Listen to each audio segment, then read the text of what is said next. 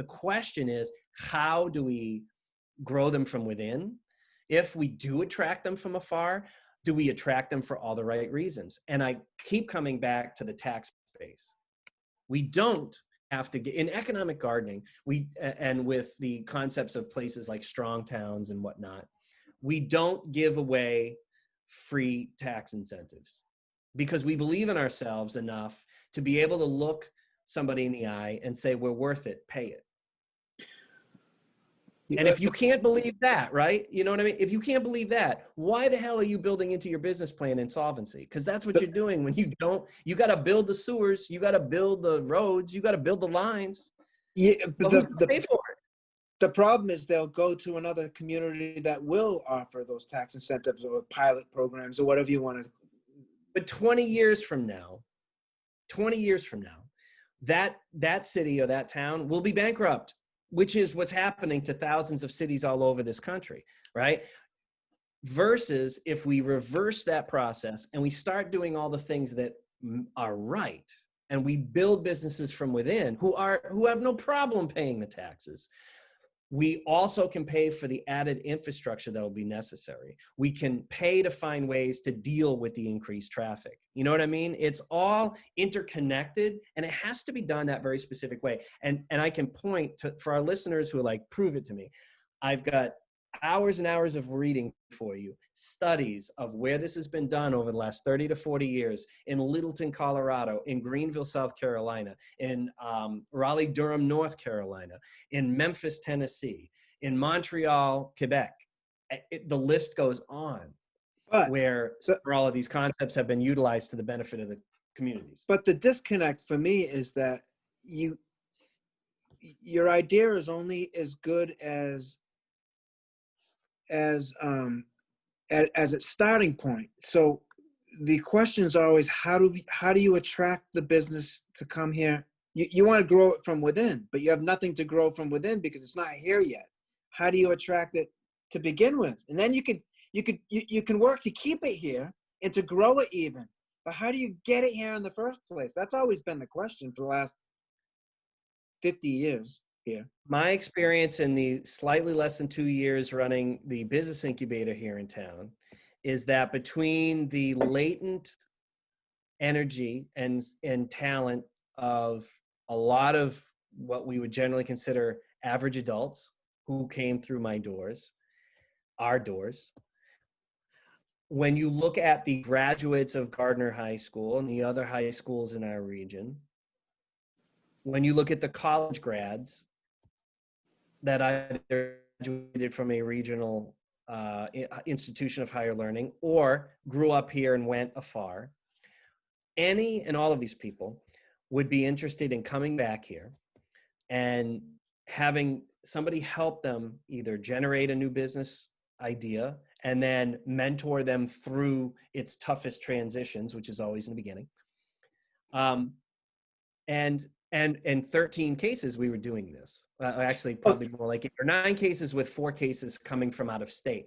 But so you're talking about starting something right from scratch. That's what you're not talking about attracting something that's already established. You're talking about growing it right from scratch.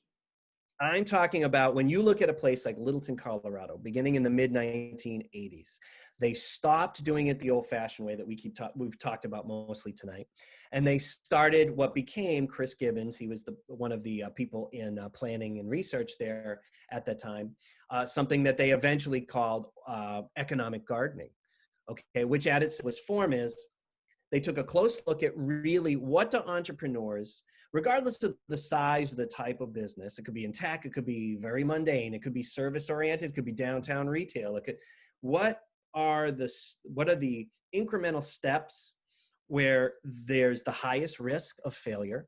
What are the types of information resources, monetary resources?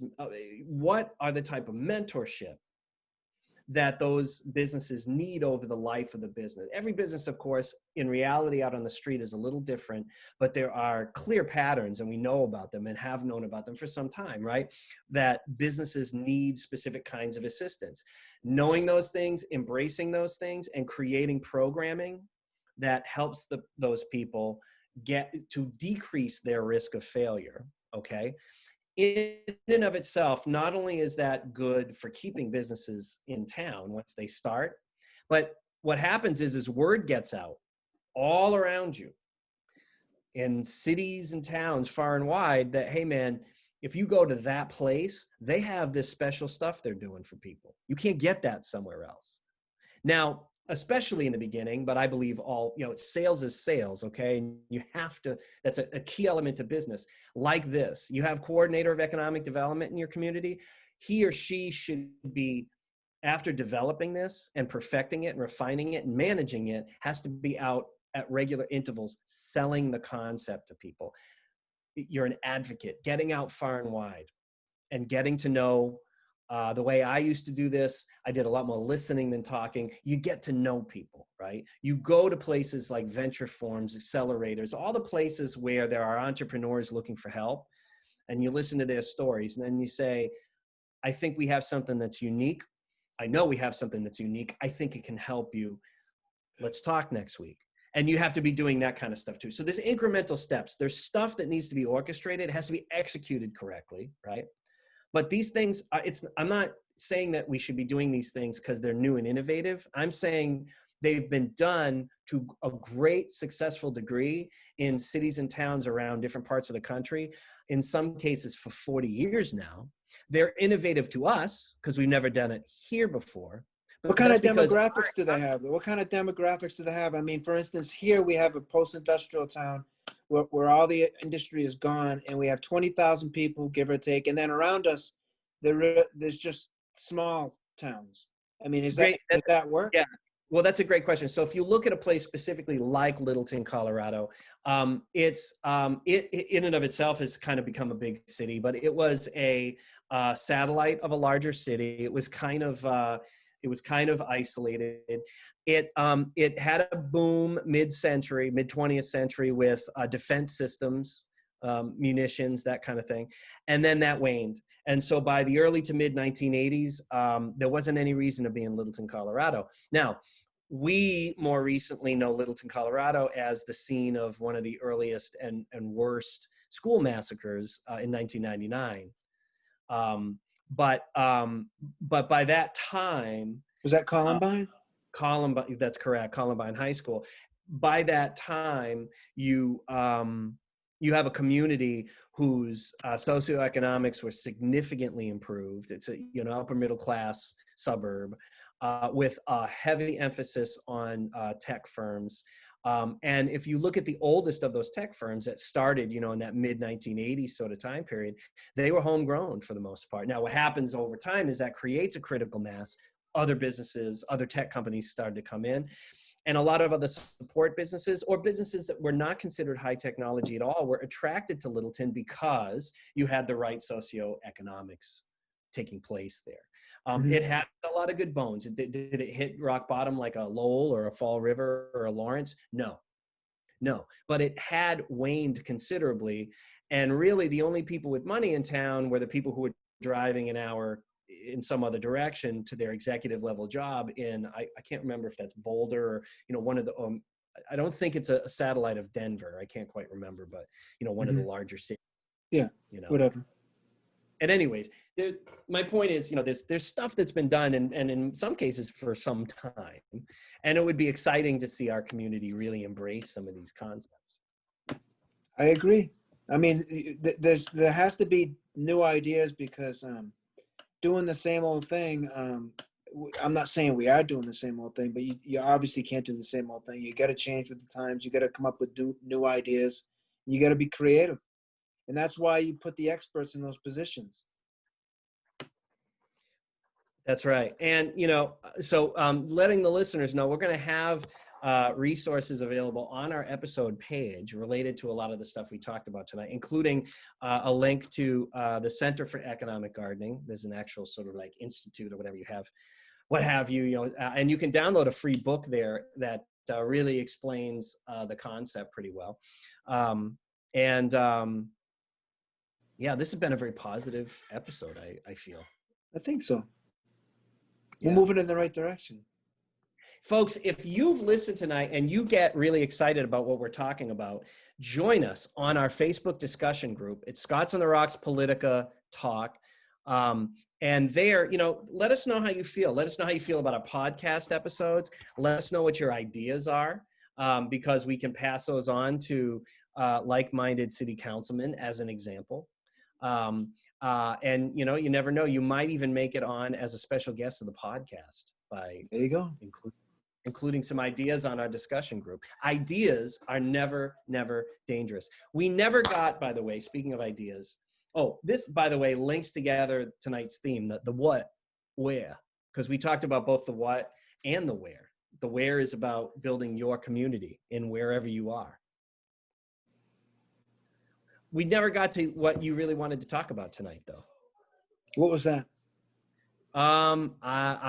We've talked so much, or I've talked so much, I can't remember. There's so many different topics that we've thrown around. Yeah, our listeners should know we have like an ongoing Google document, and we just keep putting down all the things we want to talk about. So far, we've got about 50 podcasts worth of. Was it about money spent on campaigns where with the presidential race and the Senate and House of Representatives federal, tons and tons of money didn't necessarily buy the positions. It is remarkable, isn't it? Yeah. We've got to talk about that. Life is just given us so much to talk about. The next 60 days are going to be crazy at the presidential level. Yeah. But what's going to be also awesome is, before you know it, people are going to be able to pull papers at the end of, I guess, January, right? For the mayoral campaign here in Gardner. Yeah, just after the first of the year, I think January or February, yeah. Already. So our mayor is going to have to start taking credit for things. No, I don't think so. Wait, no, it's every 2 years. Right. But so 2019, so 2021 is coming up, and it's because because the term's only a year and a half, and there's already been 6 months. That's right. Yeah. It's crazy. Exactly. And city council too. Papers are going to have to get pulled for the new term. It's going to be exciting. And then we get the council president election coming up, because every year, the first meeting in January, we elect a council president. That was last year. I was booted unceremoniously from that position. Man, if I didn't know any better, if I was just a listener to this podcast, I never heard you speak before, I'd say you're pretty salty. That's what I hear. I hear that adjective. It's a new adjective for me. I'm just teasing. We had a commenter on our social media feed say that they thought that Scott and I were salty, which is it's new for me too. I'm only 44 years old. I've never been called salty. When I hear salty, I think like Captain Ahab. Yeah, me too. A Popeye or something. Yeah. Yeah. Yeah. Yeah, exactly. Anyways. You're not salty, Scott Graves. I don't think you're salty either, Scott Graves.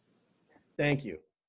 Well, you've just listened to another exciting episode of Scots on the Rocks podcast. I'm Scott M. Graves. I'm Scott J. Graves. Good night. See you later.